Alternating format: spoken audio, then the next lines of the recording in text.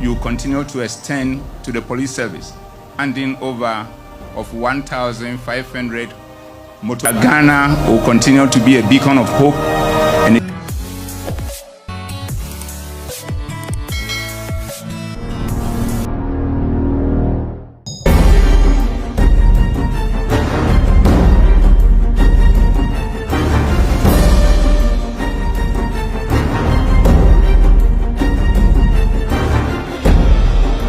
Mr. President, we are grateful to you, to your government, and the good people of Ghana for the continuous support that you continue to extend to the police service, handing over of 1,500 motorbikes to aid police activities across the country. And it is with this that we want to give the assurance to you and to the people of Ghana that we will continue to do all what it takes to maintain the peace and ensure the security and the safety of everyone, so that Ghana will continue to be a beacon of hope and a trailblazer when it comes to sustain peace and security in a sub-region which is in turmoil.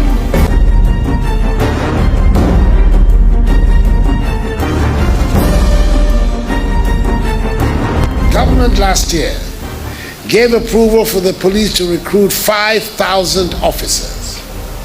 Some 3,000 of those recruited have passed out, with the remaining still under training.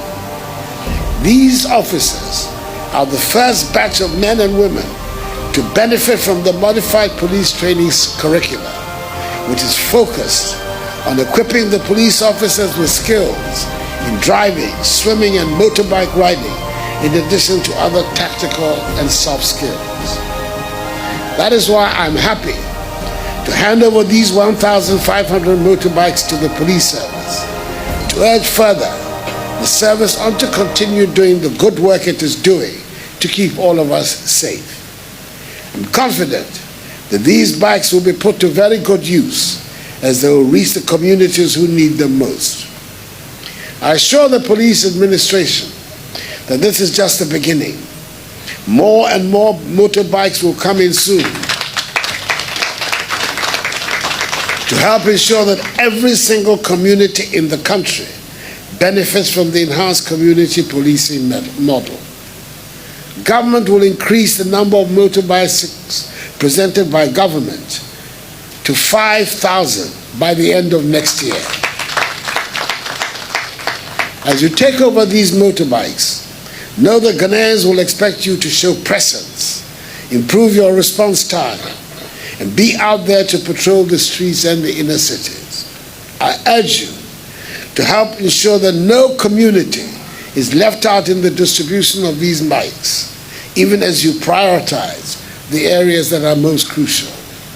I entreat officers who will use these bikes to take good care of them, but more importantly, to pay particular attention to their safety and the safety of other road users while on